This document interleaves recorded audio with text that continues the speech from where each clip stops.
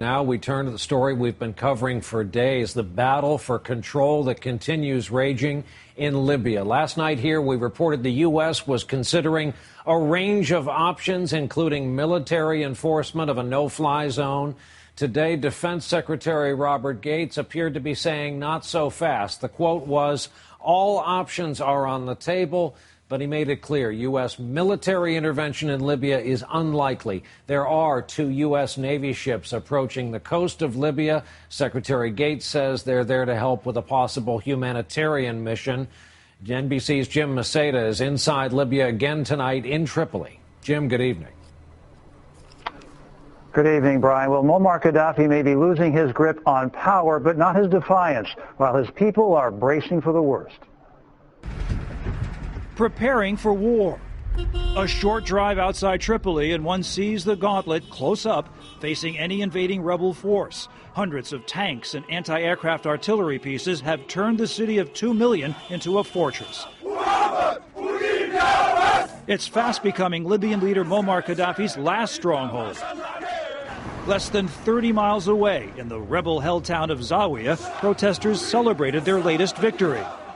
Last night, they faced down a major counterattack by Gadhafi troops and tanks and won.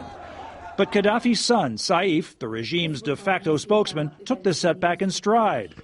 If you have 1 or 2 or 3,000 demonstrators, it doesn't mean that everything has gone and it's over. As the standoff continues, both sides are fighting to win a war of words and images. In Benghazi, international news cameras were brought to see rebel fighters training civilian volunteers and keeping their heavy weapons ready for battle.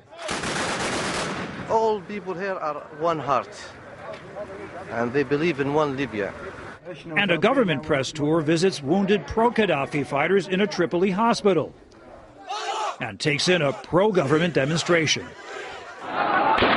Meanwhile, the fighting has triggered a humanitarian crisis.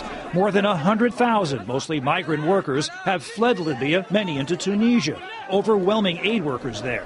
Some simply pass out from hunger and thirst. Disease is spreading. The unlucky ones never even leave this makeshift camp outside Tripoli airport, full of thousands of the weak and frightened, losing hope. These are just some of the thousands of people who say they're stuck between a rock and a hard place. The Libyan government can't get them out, and they say their own governments haven't sent in evacuation flights either. We are only pleading the world to help us so that we'll go back to our country. Abandoned and facing the prospect of war.